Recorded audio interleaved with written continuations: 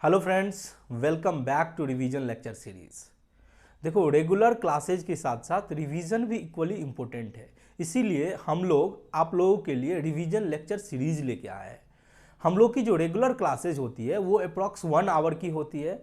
उसको हम लोग रिवीजन लेक्चर्स में 10 to 15 मिनट में इच लेक्चर्स को रिवाइज कर लेंगे। तो ऑलरेडी आप लोगों को रिवीजन लेक्चर 1 का अपलोड किया जा चुका है। So let's begin with revision of lecture 2।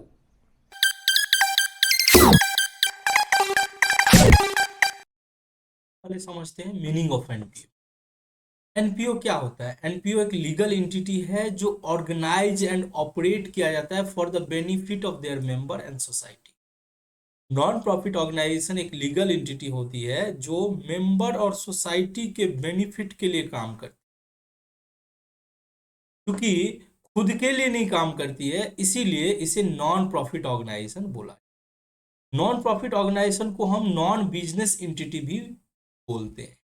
Non profit organisation का जो मेन ऑब्जेक्टिव होता है वो अपने मेंबर को सर्व करना होता है, अपने सोसाइटी को सर्व करना होता है, ना कि प्रॉफिट कमाना।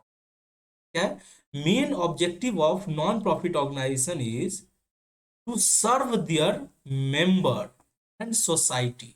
अपने मेंबर और सोसाइटी को क्या करना होता है? सर्व करना होता है। एंड प्रॉफिट अर्निंग उसका ऑब्जेक्टिव नहीं होता। ठीक है, चलो। अब नॉन प्रॉफिट ऑर्गेनाइजेशन क्या होती है?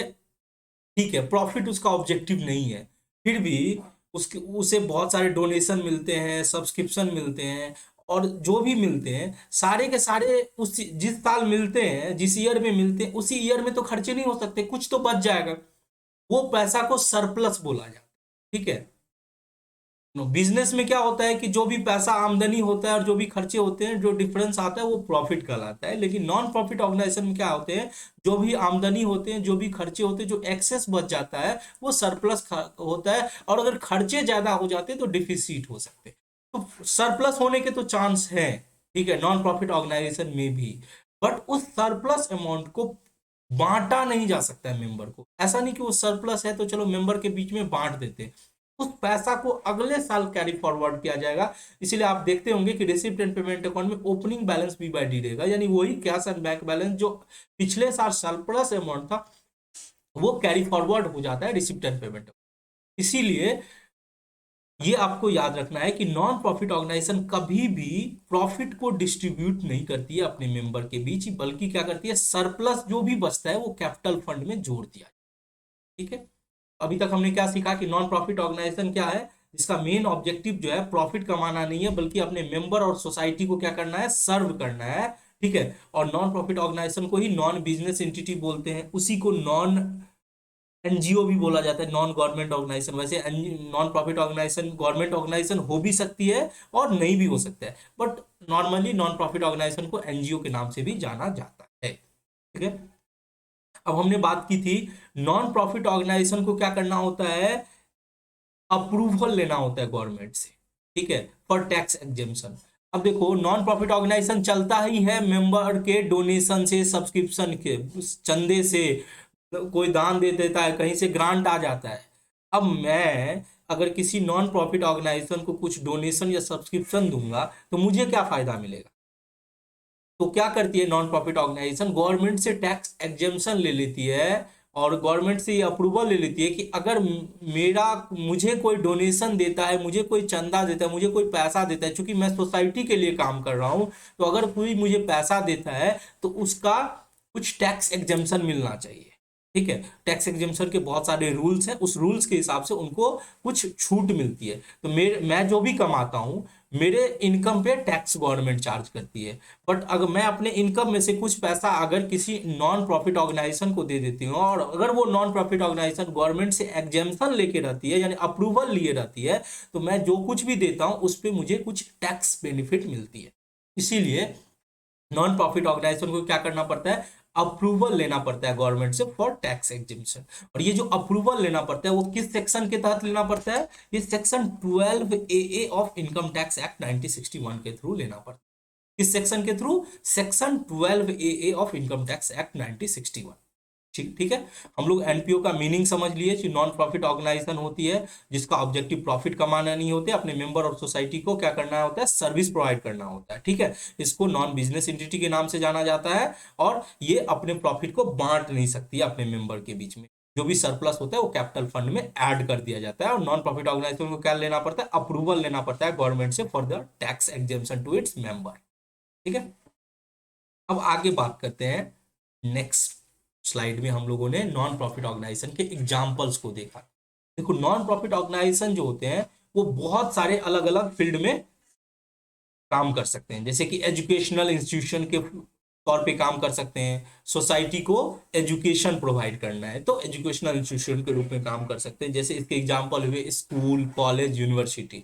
अब मैंने इसमें बताया था कि वही सारे school, college, university non profit organisation की कैटेगरी में आएंगे जिसका ऑब्जेक्टिव प्रॉफिट कमाना नहीं है। आपने देखे होंगे बहुत सारे आसपास में आपके प्राइवेट स्कूल हैं, तो उनका मेन ऑब्जेक्टिव ही प्रॉफिट कमाना होता है, तो इसीलिए नॉन प्रॉफिट ऑर्गेनाइजेशन उसको नहीं बोला जाएगा। बट अगर आपके आसपास में कोई स्कूल होगी जो ट्रस्ट के थ्रू रजिस्टर्ड होगी, तो आप देखेंगे उसका जो स्कूल फीस होता है वो बहुत ही कम होगा, वो उतना ही चार्ज करेंगे जितना कि उनको एक्चुअल में खर्चा आता है। ठीक है, अब बात करते हैं रिलीजियस इंस्टीट्यूशन की। तो धर्म को प्रमोट करने के लिए, ठीक है, बहुत सारे धार्मिक स्थल होते हैं जो ट्रस्ट के रूप में रजिस्टर्ड होते हैं नॉन प्रॉफिट ऑर्गेनाइजेशन में।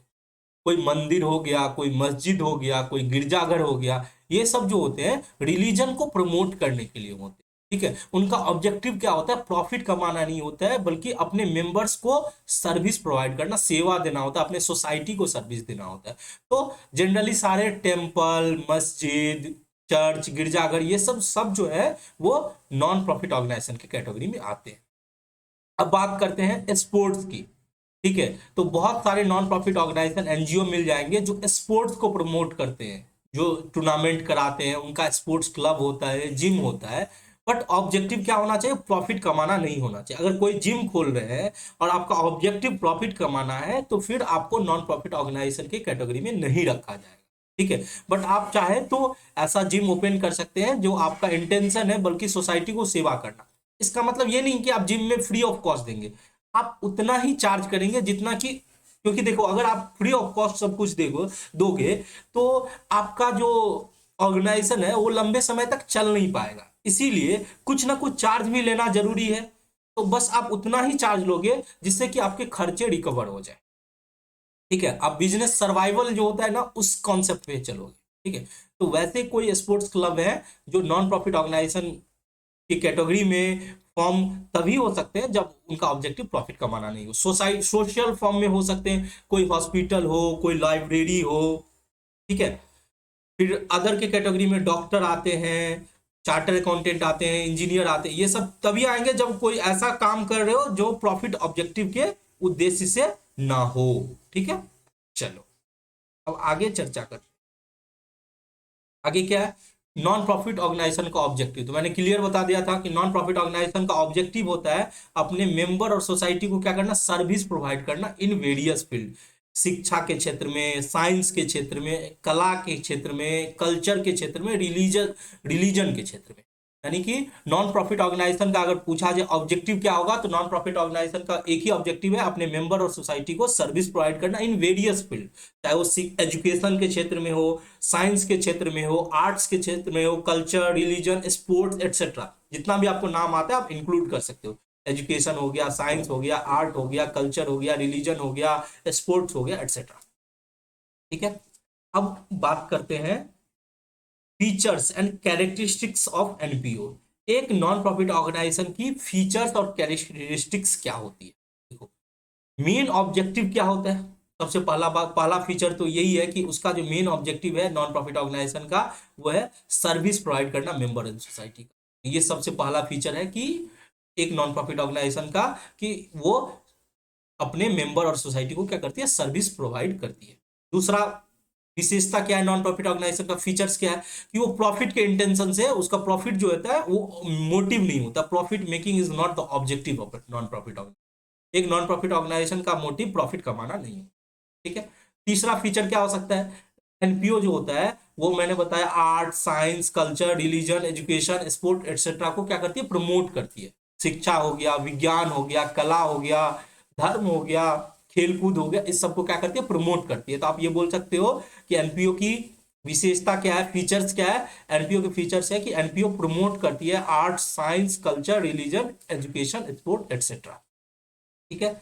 अब बात करते हैं एनपीओ का जो फॉर्म होता है वो दो फॉर्म में हो सकता है, ट्रस्ट और क्लब के फॉर्म में हो सकता है। It stabilise in the form of trust और क्लब। ठीक है। अब इसके मेजर सोर्स ऑफ फंड बोल सकते हो कि इसके major source of fund subscription हो गए, डोनेशन हो गए, ग्रांट हो गए, एटसेट्रा। ये सब मैंने फर्स्ट क्लास में ही बताए थे कि बहुत सारे इनकम के सोर्स होते हैं जो नॉन प्रॉफिट ऑर्गेनाइजेशन के होते हैं। अब नेक्स्ट फीचर क्या है कि नॉन प्रॉफिट ऑर्गेनाइजेशन अपने फिनेंशियल स्टेटमेंट में क्या क्या प्रिपेयर करती है, तीन प्रिपेयर करती है, रिसिप्ट एंड पेमेंट अकाउंट, तीन account, receipt and payment account, income expenditure and balance sheet. ठीक है। अब इसमें जो एक्सेस हो, इसका अगला फीचर क्या है कि जो भी पैसा आपको मिलता है और आप जो खर्चा करते हो तो जो एक्स्ट्रा बच जाता है वो सरप्लस होता है, उसको हम मेंबर के बीच में बांट नहीं सकते, बट क्या करते हैं कैपिटल फंड में क्या करते हैं, ऐड कर देते हैं। क्या करते हैं, कैपिटल फंड में ऐड करते हैं। तो जो भी सरप्लस फंड होता है उसको हम मेंबर के बीच में बांटते नहीं है, बल्कि कैपिटल फंड में क्या करते हैं, ऐड कर देते हैं। वही मैंने बताया था कि मान के चलो आपने इनकम कमाए 100 रुपया, आपने खर्चे किए 80 रुपया, तो 20 रुपया जो सरप्लस मनी होगा वो मेंबर के बीच में नहीं बांटेंगे, बल्कि क्या करेंगे, कैपिटल फंड में क्या करेंगे, ऐड कर देंगे। तो टोटल हमने 7 फीचर्स एंड कैरेक्टरिस्टिक्स के बारे में चर्चा किए थे। ये 7 फीचर्स क्या थे कि पहला तो ये था कि एनपीओ का जो मेन ऑब्जेक्टिव होता है वो अपने मेंबर और सोसाइटी को सर्विस प्रोवाइड करना होता है। दूसरा ऑब्जेक्टिव क्या होता है कि प्रॉफिट कमाना उसका ऑब्जेक्टिव नहीं होता है एनपीओ का। ठीक है। तीसरा है एनपीओ जो होती है science, art, culture, religion, sport etcetera को क्या करती है, प्रमोट करती है। ठीक है। चौथा था कि या तो क्लब के रूप में फॉर्म हो सकता है या ट्रस्ट के रूप में फॉर्म हो सकता है। ठीक है। मेजर सोर्स ऑफ फंड जो होता है, मेजर सोर्स ऑफ इनकम बोलो एनपीओ का क्या होता है, वो डोनेशन होता है, मेंबरशिप फी होता है, सब्सक्रिप्शन होता है, ग्रांट होता है, एक्सेट्रा। एनपीओ जो फिनेंशियल स्टेटमेंट प्रिपेयर करती है वो तीन होते हैं, receipt and payment account, income expenditure account and balance sheet. उसके बाद बोले जो भी सरप्लस अमाउंट होती है वो मेंबर के बीच में नहीं बांटेगी, बल्कि वो क्या करेंगे, कैपिटल फंड में ऐड कर देंगे, आगे नॉन प्रॉफिट ऑर्गेनाइजेशन में ही उसका यूटिलाइजेशन होगा। उसके बाद हम लोग बात किए थे कि एक profit earning organisation and non profit earning organisation में क्या डिफरेंस है, यानी प्रॉफिट यानी बिजनेस एंटिटी या नॉन प्रॉफिट ऑर्गेनाइजेशन में क्या एंटिटी है। पहला डिफरेंस तो वही होता है कि ऑब्जेक्टिव क्या होता है, प्रॉफिट ऑर्गेनाइजेशन का पैसा कमाना, अर्न करना प्रॉफिट। नॉन प्रॉफिट ऑर्गेनाइजेशन का ऑब्जेक्टिव क्या होता है कि अपने मेंबर और सोसाइटी को क्या करना, सेवा प्रोवाइड करना, सर्विस देना मेंबर और सोसाइटी को। प्रॉफिट कमाना उसका ऑब्जेक्टिव नहीं होती, जो कि प्रॉफिट ऑर्गेनाइजेशन में क्या होता है, प्रॉफिट अर्न करना ऑब्जेक्टिव होता है। ठीक है। अब प्रॉफिट ऑर्गेनाइजेशन के जो फंड है उसको कैपिटल बोला जाता है, नॉन प्रॉफिट ऑर्गेनाइजेशन के फंड को क्या बोला जाता है, कैपिटल फंड बोला जाता है। प्रॉफिट ऑर्गेनाइजेशन से जो रिजल्ट आते हैं या तो वो नेट प्रॉफिट आएंगे या नेट लॉस आएंगे, बट नॉन प्रॉफिट ऑर्गेनाइजेशन के जो रिजल्ट होंगे या तो सरप्लस हो सकते हैं या डिफिसिट हो सकते हैं। यानी प्रॉफिट ऑर्गेनाइजेशन में हमने पीएल अकाउंट बनाते थे और उसमें देखते थे कि जो भी रिजल्ट आता था प्रॉफिट और लॉस आता था, बट नॉन प्रॉफिट ऑर्गेनाइजेशन में हम लोग क्या बनाते हैं, इनकम एंड एक्सपेंडिचर अकाउंट। तो रिजल्ट आता है या तो सरप्लस आएगा या फिर डिफिसिट आएगा। फिर अपने बात करते हैं फाइनल अकाउंट। तो प्रॉफिट ऑर्गेनाइजेशन में हम लोग फाइनल अकाउंट सीखे थे क्लास 11 में, ट्रेडिंग अकाउंट बनाओ, प्रॉफिट एंड लॉस अकाउंट बनाओ, बैलेंस शीट बनाओ। और नॉन प्रॉफिट ऑर्गेनाइजेशन में 3 बनाना होता है, यहाँ भी receipt and payment account, income expenditure account and balance sheet. ठीक है। चलो, तो हम लोगों ने लेक्चर 2 रिवाइज कर लिया। Thank you so much for the classes. फिर मिलते हैं नेक्स्ट रिवीजन लेक्चर में, तब तक के लिए जय हिंद।